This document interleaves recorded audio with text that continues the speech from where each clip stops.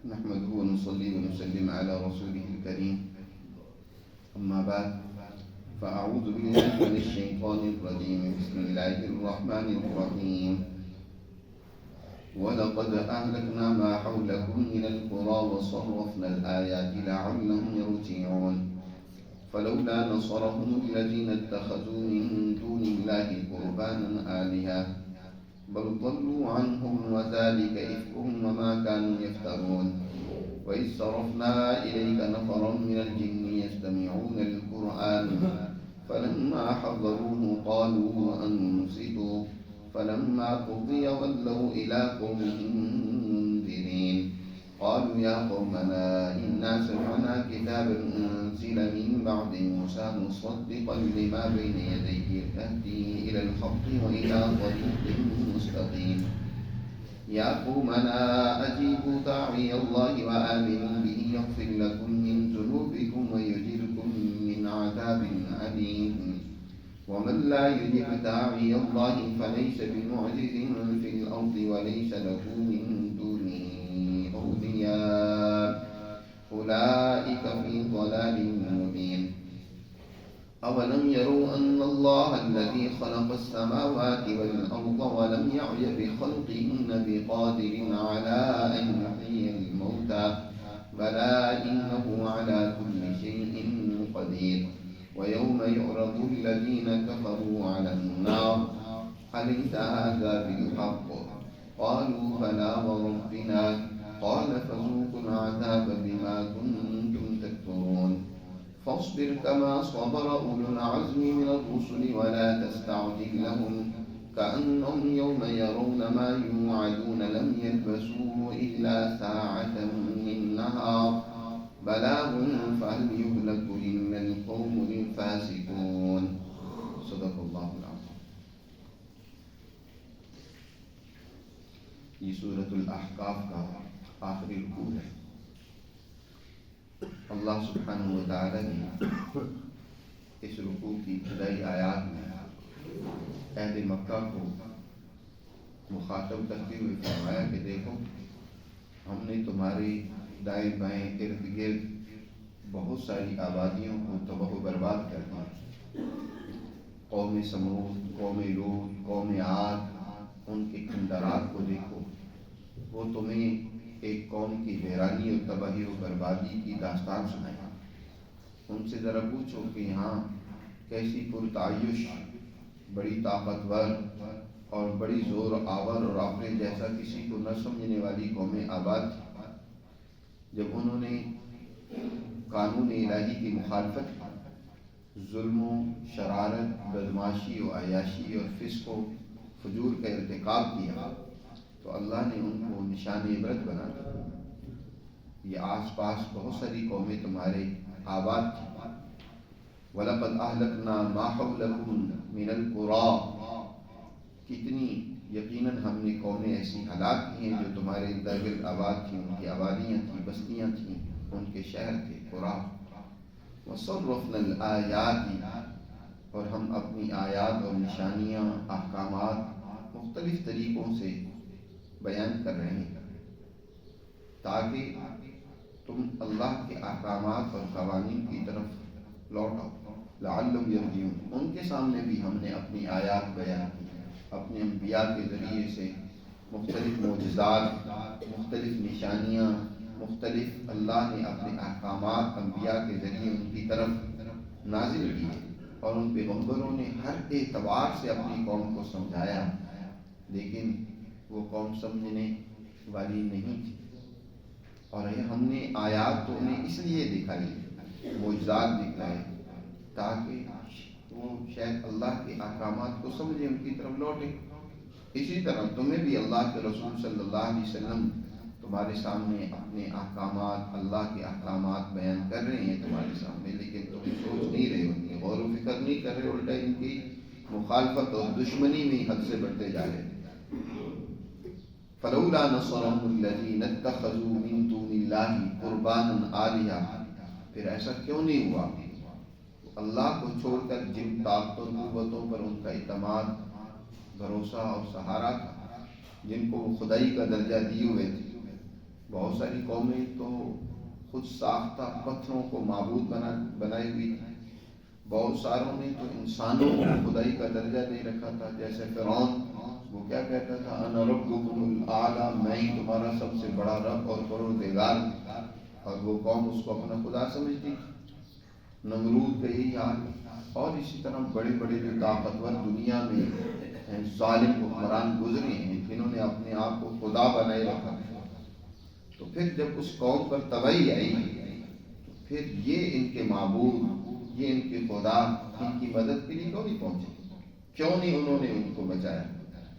جب قوم فرعون غرق ہوئی، خود فرعون بھی غرق ہوا، ڈوبا، اور اللہ نے فرمایا کہ اے فرعون، ہم آج تیرا یہ بدن بچا کر رکھیں گے، فَالْيَوْمَ نُنَجِّيكَ بِبَدَنِكَ لِتَكُونَ لِمَنْ خَلْفَكَ آیَةً، قیامت تک کی آنے والے لوگوں کے لیے نشان عبرت ہو۔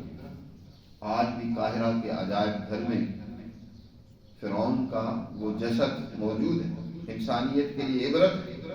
وہ جو خدائی کا دعویٰ کرنے والا تھا، اس کا حال دیکھو کیا ہوا، اس طرح اس کی لاش پڑی ہوئی، اور دوسری طرف وہ جہنم کے عذاب میں گرفتار ہے۔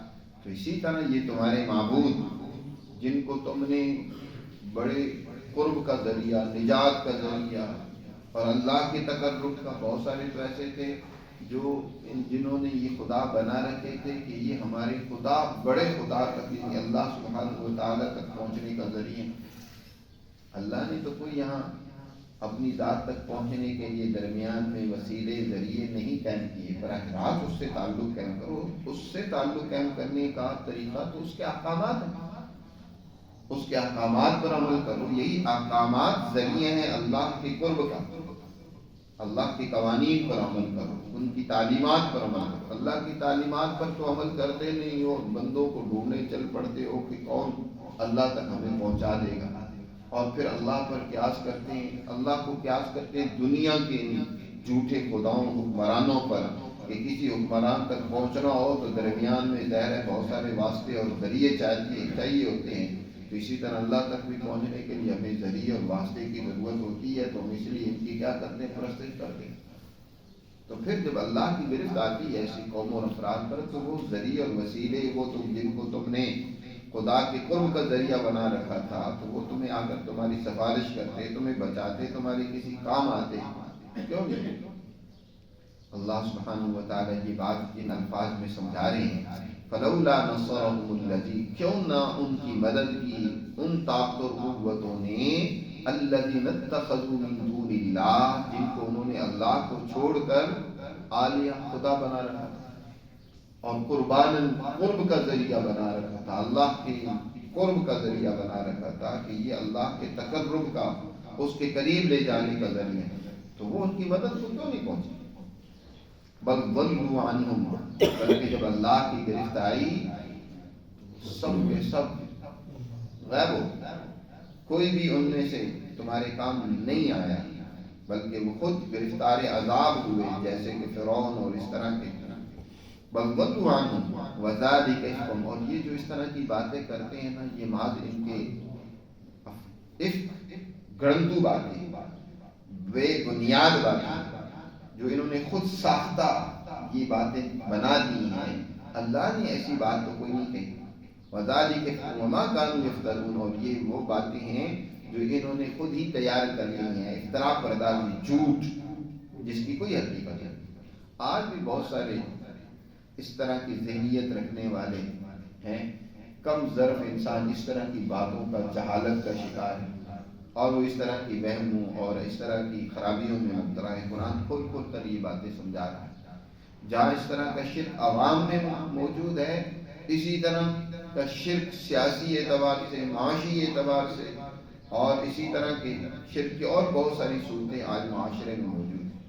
کیا ایک اللہ کی ذات پر ایمان رکھنے والا انسان وہ اللہ کے سوا کسی اور طاقت و قوت پر اعتماد کر سکتا ہے؟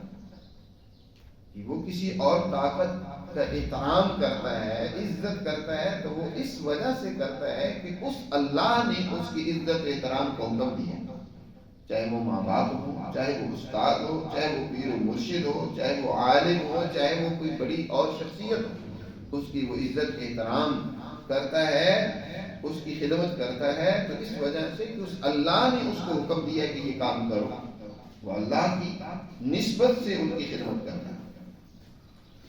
تو اللہ نے فرمایا کہ جب ان پر عذاب آیا تو یہ طاقت قوت ان کے مدد کو نہیں پہنچی، اور جو کچھ یہ باتیں کر رہے ہیں نا، یہ ان کا جھوٹ ہے، گھڑنتو باتیں ہیں، ان کی کوئی حقیقت نہیں۔ قرآن نے یہاں ایک اور مثال بھی بیان کی اہل مکہ کو اور تا قیامت آنے والے انسانوں کو سمجھاتے ہوئے کہ دیکھو تم سے تو بہتر جنات نکلے۔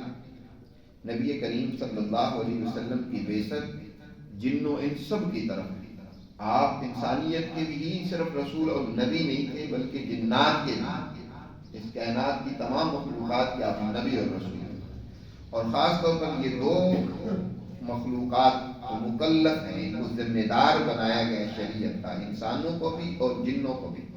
جن بھی شریعت کے احکامات کے ویسے ہی مکلف ہیں جیسے انسان، ان پر بھی لازم ہے کہ نبی کریم صلی اللہ علیہ وسلم کی شریعت پر عمل کریں۔ اللہ نے ان کی تخلیق کس طرح فرمائی اور وہ کون سی مخلوق ہے، اس کا تذکرہ مختلف صورتوں اور آیات میں گزر چکا ہے۔ یہاں ایک ایسی جماعت کا ذکر کیا ہے جو نبی کریم صلی اللہ علیہ وسلم کی تعلیمات پر ایمان لے آئی۔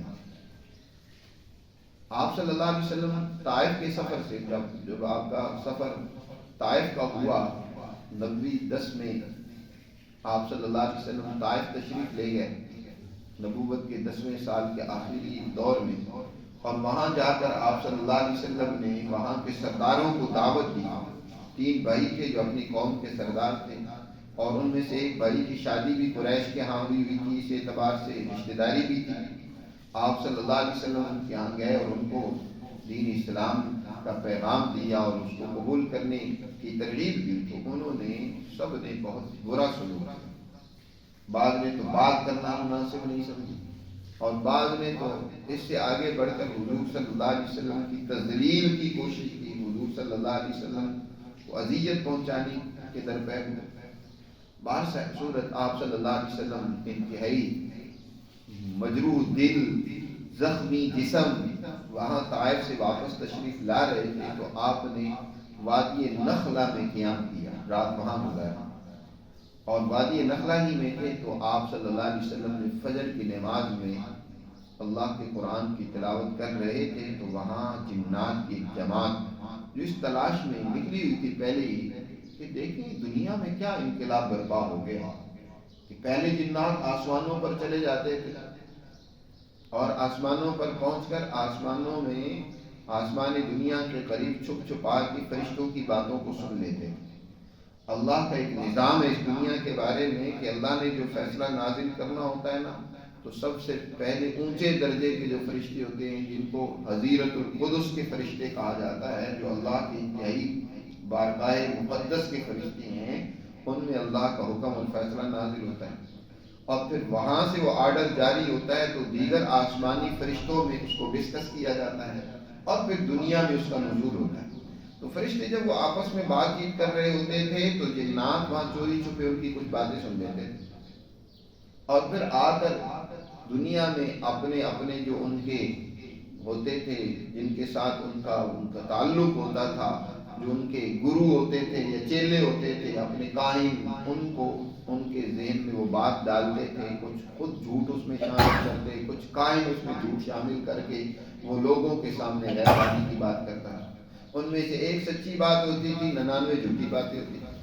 وہ سچی بات تو ظاہر فرشتوں سے جو سنی ہوتی تھی وہ درست ہوتی تھی، وہ لوگوں کے سامنے بیان کرتے تھے، تو بہت سارے لوگ کہتے کہ جناب دیکھو فلاں نے یہ بات کہی تھی، وہ کیسی پوری اور سچی ثابت ہوئی، حالانکہ ان میں ایک سچی ہوتی تھی اور 99 ان کے جھوٹ ہوتے تھے۔ جھوٹ کی طرف لوگ توجہ نہیں دیتے تھے، سچی بات کا پروپیگنڈا کرتے تھے کہ دیکھو فلاں بندہ بڑا سچا ہے۔ آج کل کے بھی اس طرح کے بہت سارے مداری قسم کے لوگ ہوتے ہیں نا، وہ دوغلی بات کر رہے ہوتے ہیں، اور یہ ہوگا یا یہ ہوگا، وہ جو بھی ہو جاتا ہے پھر پروپیگنڈا کرتے ہیں کہ جی دیکھا ہم نے یہ کہا تھا جی، لوگوں کو اپنا گرویدہ کرنے کے لیے اس طرح کی باتیں کرتے ہیں۔ لیکن جب قرآن مقدس کے نزول کا وقت ہوا تو اب جنات کا آسمانوں پہ جانا ہی بند کر دیا، پیرے بٹھا دیے، روک دیا گیا کہ اب جنات آسمان پر نہیں جا سکتے۔ تو جنات میں بھی کھلبلی مچ گئی کہ کیا دنیا میں نیا واقعہ رونما ہوا ہے کہ اب آسمانوں پر جانا ہمارا بند کر دیا گیا.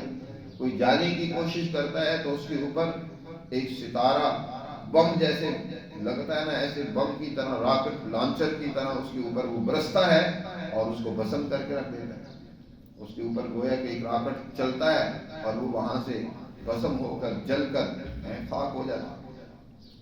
تو اب جنات اس تلاش میں تھے دنیا میں کہ دیکھیں کوئی نہ کوئی واقعہ ضرور عام رونما ہوا ہے.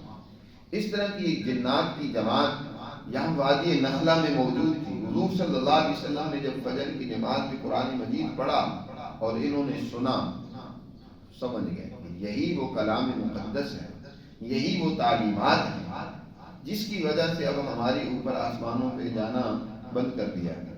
وہ فوراً حضور صلی اللہ علیہ وسلم سے کلام سن کر پورے دھیان اور توجہ کے ساتھ ایمان لے آئے، اور صرف خود ہی ایمان نہیں لے آئے بلکہ واپس جا کر اپنی قوم کو بھی اس قرآن مقدس کی تعلیمات کی دعوت دینا ہے، حضور پر ایمان لانے کی دعوت دینا ہے.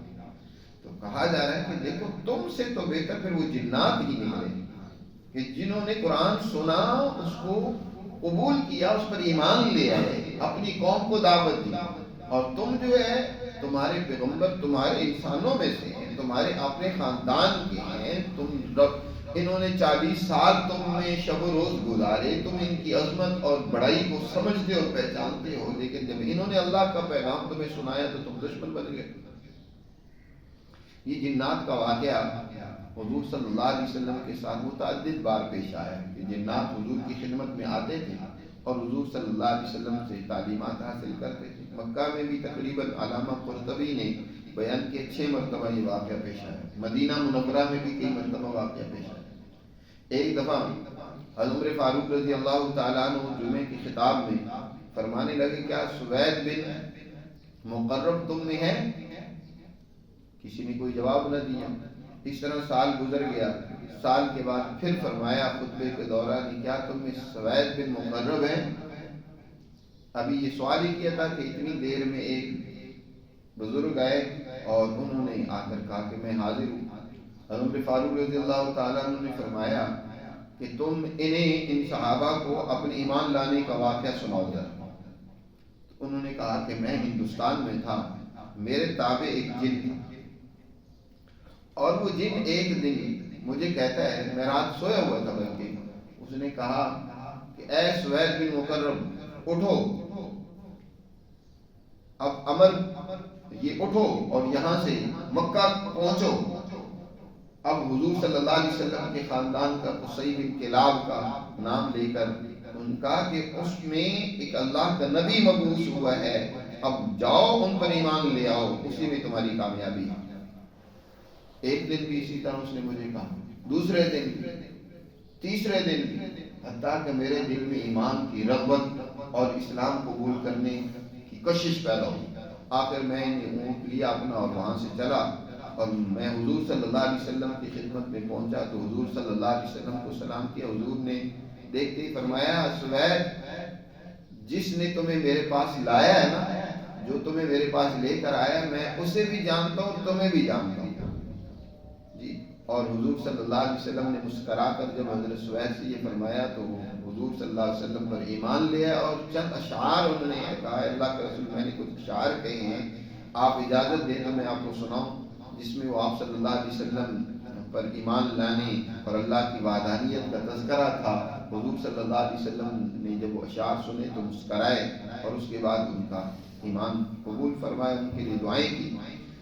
تو اس طرح کے کئی ایک واقعات ہیں. سورہ جن آگے آ رہی ہے، اس میں تفصیلی واقعہ ذکر کیا گیا ہے جنات کا. یہاں اختصار کے ساتھ اللہ ارشاد فرماتے ہیں، وَإِذْ صَرَفْنَا إِلَيْكَ نَفَرًا مِنَ الْجِنِّ، اور جب ہم نے متوجہ کر دی آپ کی طرف جنوں کی ایک جماعت کو، یستمعون القرآن، وہ قرآن سن رہے تھے آپ سے، فجر کی نماز میں آپ سے قرآن سن رہے تھے. فلما حضروا، جب وہ آپ کی خدمت میں حاضر ہوئے تو کہنے لگے آپس میں ایک دوسرے کو کہ انصتو، خاموش ہو جاؤ، قرآن پڑھا جائے، اللہ کا کلام پڑھا جا رہا ہے، خاموش ہو جاؤ، انصتو. جنات نے ایک دوسرے کو خاموش کروایا. اور یاد رکھو قرآن کا یہ ادب ہے کہ جب پڑھا جا رہا ہو اس کو توجہ سے سننا چاہیے.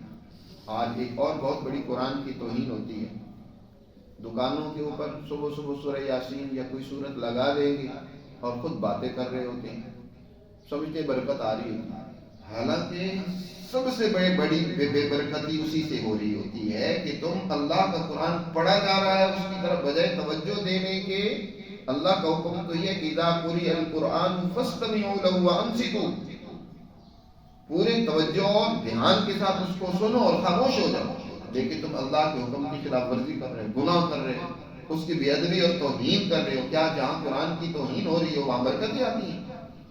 وہاں تو الٹا بے برکتی پیدا ہوتی ہے۔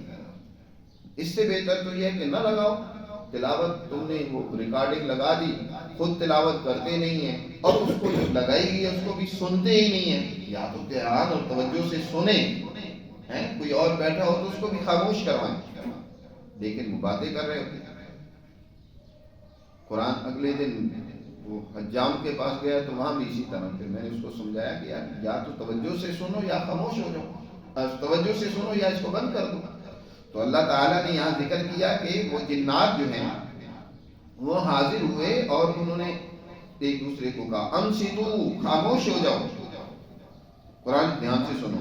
فلما قضی، اور جب تلاوت مکمل ہو گئی اور حضور صلی اللہ علیہ وسلم نے نماز مکمل کر لی، اب حضور پر یہ ایمان لے آئے، ولوا الی قوم منذرین، اس کے بعد اپنی قوم کی طرف لوٹ کر گئے اس حال میں کہ انہیں خبردار کر رہے تھے، انہیں سمجھا رہے تھے، منذر بن کر یہاں سے لوٹے اپنی قوم کی طرف۔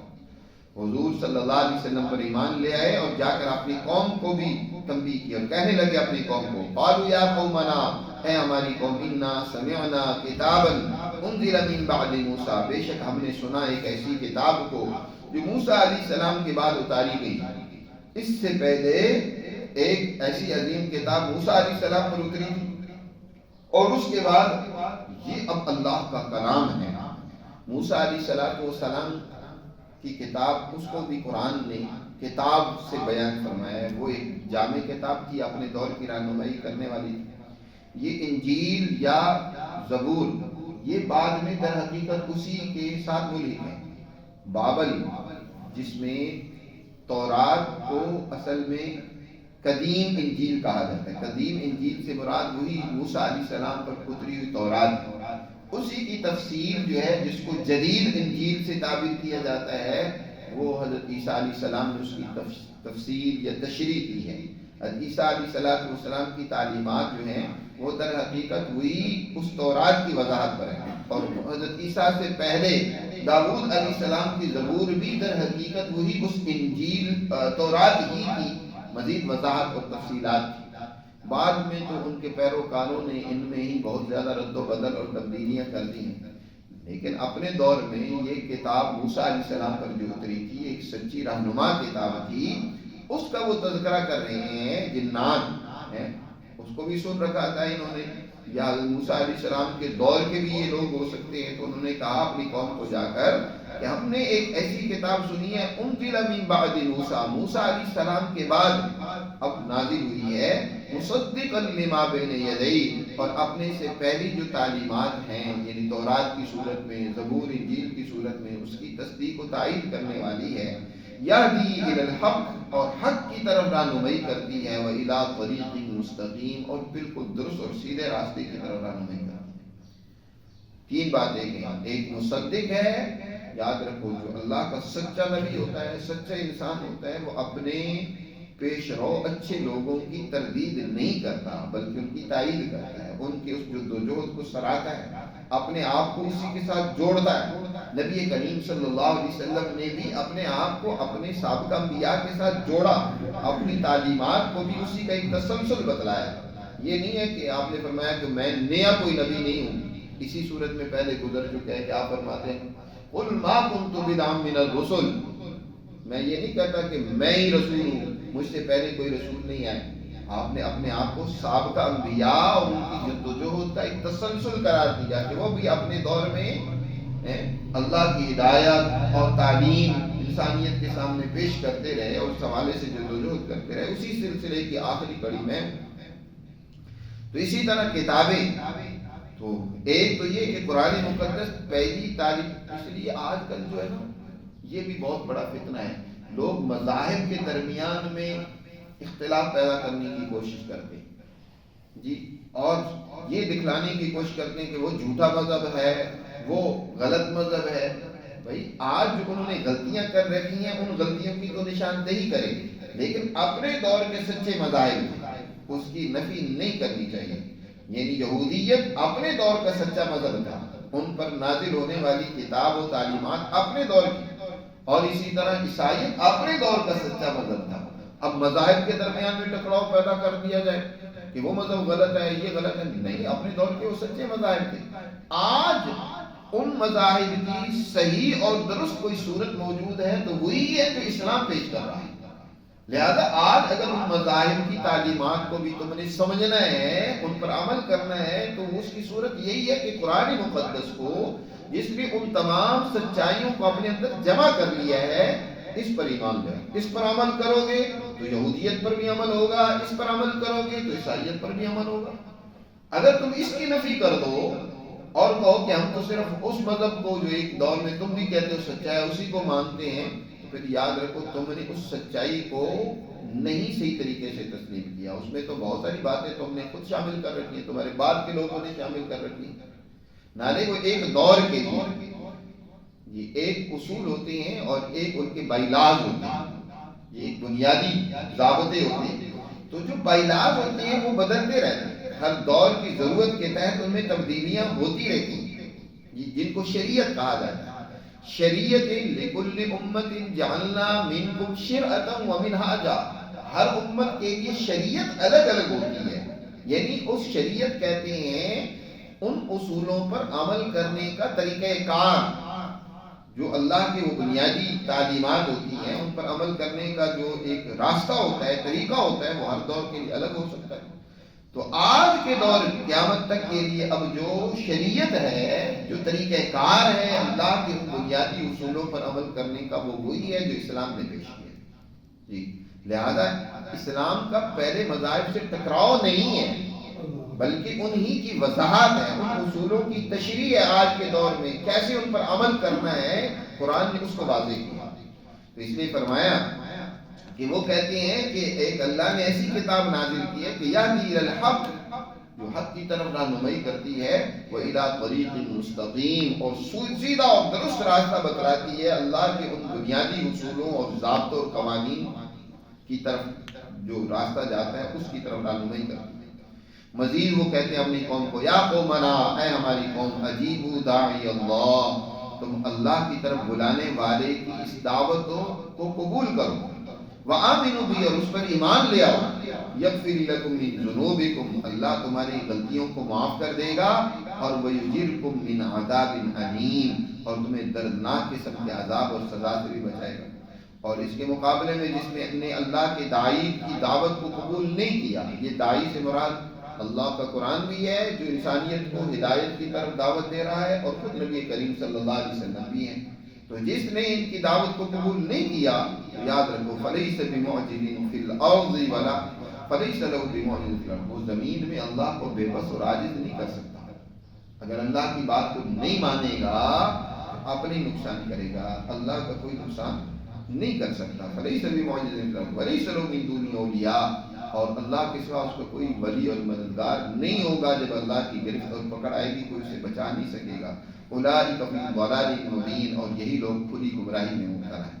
اولم یرو، کیا یہ دیکھتے نہیں کہ ان اللہ الذی، اللہ وہ ذات ہے جس نے آسمان و زمین کو پیدا کیا ہے، اور وہ ان کو پیدا کرنے کے بعد عاجز اور تھک کر بیٹھ نہیں گیا. ولم یعی بخلقہن، ان کی تخلیق سے وہ عاجز نہیں آیا، بلکہ بقادر، وہ پوری قدرت و طاقت والا ہے اس بات پر کہ مردوں کو دوبارہ زندہ کر دے. علی ان یحیی الموتى، یہ تو یہودیوں نے بات گھڑ لی کہ اللہ میاں نے 6 دنوں میں یہ کائنات بنائی، اور پھر اللہ میاں بڑے عاجز آ گئے، تھک گئے، اور پھر تھک کر 7ویں دن اللہ میاں نے آرام کیا کہ بہت تھکاوٹ ہو گئی ہے، اب آرام کر لینا چاہیے. اللہ میاں تھکتے نہیں ہیں، جو تھکتا ہے وہ خدا نہیں ہوتا، انسان تھکتے ہیں. یہاں اللہ نے واضح کر دیا کہ اللہ نے اپنی مخلوقات کو بنایا، بنانے کے بعد وہ کوئی عاجز اور بے بس نہیں ہو گیا، تھکاوٹ نہیں ہے. اللہ کے یہاں تھکاوٹ کا نام و نشان نہیں ہے جی. وَلَيْسَ بِمُعْجِزٍ فی الارض اور ولم یعی بخلقہن بقادر علی ان یحیی الموتى، وہ قادر اس بات پر کہ مردوں کو دوبارہ زندہ کرے، بلا انہ علی کل شیء قدیر، بلکہ بے شک اللہ ہر چیز پر قدرت رکھنے والا ہے۔ وَيَوْمَ يُعْرَضُ الَّذِينَ كَفَرُوا عَلَى النَّارِ، جس روز ان کافروں کو جو اللہ کی تعلیمات کا انکار کر رہے ہیں آگ پر ان کو پیش کیا جائے گا، اور ان سے اس دن پوچھا جائے گا عَلَيْسَ هَٰذَا بِالْحَقِّ، یہ جہنم جسے تمہیں ڈرایا جاتا تھا اور تم نہیں مانتے تھے، کیا یہ جہنم حقیقت ہے یا نہیں؟ آج تم نے اس کو اپنی آنکھوں سے دیکھا، کنارے پر ان کو کھڑا کر کے ان سے پوچھا جائے گا۔ اس وقت اعتراف کریں گے، لیکن اس وقت کا اعتراف کس کام آئے گا؟ اس دن کہیں گے بلا وربنا، کیوں نہیں، قسم ہے ہمارے رب کی کہ یہ حقیقت ہے۔ قال فذوقوا العذاب، اللہ کی طرف سے اعلان ہوگا کہ پھر اس عذاب کو چکھو، یہ اس وجہ سے بسبب اس کے کہ جو تم دنیا میں انکار کرتے تھے اللہ کی تعلیمات کا۔ فاصبر، حضور صلی اللہ علیہ وسلم سے فرمایا جا رہا ہے کہ اس وقت یہ آپ کی بات کو نہیں سن رہے، آپ کی مخالفت کر رہے ہیں، آپ کا اب مذاق اڑا رہے ہیں، آپ کی جماعت کو نقصان پہنچا رہے ہیں، لیکن آپ دل برداشتہ نہ ہوں، ان کے حق میں بد دعائیں نہ کریں، ان کی باتیں سنیں۔ وقت آیا چاہتا ہے ان کی سزا کا، لیکن آپ صبر و استقامت سے کام لیں۔ فاصبر کما صبر اولو العزم من الرسل، جیسے جو صبر و استقامت سے کام لیا ہے اولو العزم رسولوں نے، اونچے رسولوں نے، ہر دور میں رسولوں کے ساتھ ان کی قوموں نے کوئی کسی طرح کا رویہ رکھا ہے، یہ کوئی نئی بات نہیں ہے۔ ہم بھی بعض دفعہ گھبرا جاتے ہیں کہ یار دوست ہماری بات نہیں سنتے، تو یہ تو رسولوں کے ساتھ جو ہے ہمیشہ سے ایسی باتیں ہوتی نہیں ہیں، ان کی باتیں ان کے انبیاء ان کی قومیں نہیں سنتے تھے۔ تو حضور سے کہا جا رہا ہے، ہماری کیا حیثیت ہے، حضور سے کہا جا رہا ہے کہ آپ صبر و استقامت سے کام لیں، اور جیسے صبر و استقامت سے کام لیا اولو العزم رسولوں نے۔ ولا تستعجل لهم، ان کے حق میں بد دعا کے حوالے سے یا سزا کے حوالے سے جلدی نہ کریں۔ کانہم یوم یرون ما یوعدون، کہ گویا جس دن وہ اس کو دیکھیں گے جس کا ان سے وعدہ کیا جا رہا ہے، یعنی جس دن ان کو وہ عذاب آئے گا نا، ان کو قیامت کا دن کا عذاب بھی ہے، دنیا کا عذاب کبھی ایک وقت مقرر ہوتا ہے، اس کو جب دیکھیں گے تو پھر کہیں گے لم یلبسوا الا ساعۃ من نار، ہم تو نہیں ٹھہرے تھے مگر دن کی ایک گھڑی۔ کل قیامت کے دن بھی انسان چاہے کتنی زندگی اس نے گزار دی ہو، ساعۃ من نار دن کی چوتھائی حصے کو کہتے ہیں، دن کو 4 حصوں میں تقسیم کرنے تو اس کی ایک حصہ جو ایک گھڑی ہوتی ہے اس کو ساعۃ من نہار کہا جاتا ہے۔ یعنی دنیا میں ہم دن کا ایک حصہ رہتے ہیں، 12 اگر گھنٹے ہیں دن کی مثال کے طور پر تو 4 گھنٹے، چاہے کتنی لمبی زندگی ہو جائے وہ سمجھیں کہ ہم تو صرف 3-4 گھنٹے دنیا میں رہتے ہیں۔ الا ساعۃ من نہار بلاغ، یا اسی طرح جب قوموں پر سزا کا وقت آتا ہے نا تو عیاشی کی گھڑیاں انہیں بہت مختصر لگتی ہیں، تھوڑا سا وقت ہی ہمارے پاس مال و دولت اور عیاشی اور یہ سب کچھ ٹھاٹ باٹ رہی تو وہ ان کو بہت معمولی سا وقت لگے گا۔ بلاغ، یہ دیکھو اللہ کے احکامات پہنچائے جا رہے ہیں، تم تک اللہ کے احکامات پہنچا دی، ھذا بلاغ فہل یہلک الا القوم الفاسقون، اور یہ بات بھی یاد رکھنے کی ہے کہ ہلاکت، تباہی و بربادی اسی قوم پر آتی ہے جو قوم اللہ کے قوانین کو توڑتی ہے، نہیں ہلاک کی جاتی مگر وہی قوم جو الفاسقون، فاسق ہوتی ہے، اللہ کے قوانین کو توڑنے والی ہوتی ہے، اس قوم پر تباہی بربادی دنیا میں آتی ہے۔ اس سورہ مبارکہ میں یہ 7 صورتیں مکمل ہو رہی ہیں۔ یہ صورتوں کا ایک شک بڑی اہمیت رکھتا ہے، اس کے مضامین ایک بڑی ترتیب سے ایمان کی حقیقت کو بیان کیا گیا، ایمان پر ایمان لانے والی جماعت کی تذکرے کا، اور پھر آخر میں سورہ مبارکہ میں اس حقیقت کو واضح کیا ہے کہ جن قوموں نے ایمان اور اہل ایمان سے دشمنی اور عداوت کی ہے اور اللہ کے ان سچی اور کامیابی کے اصولوں کو جھٹلایا ہے، وہ قومیں دنیا میں بھی تباہ و برباد ہوئی ہیں، اور اللہ کا یہ قانون اور فیصلہ ہے کہ جو بھی قوانین کو توڑنے والی قوم ہوگی وہ ضرور تباہ و برباد ہوگی۔ هَلْ يُهْلَكُ إِلَّا الْقَوْمُ الْفَاسِقُونَ، اللہ ہمیں سمجھ نصیب فرمائے اور اپنے احکامات پر عمل کی توفیق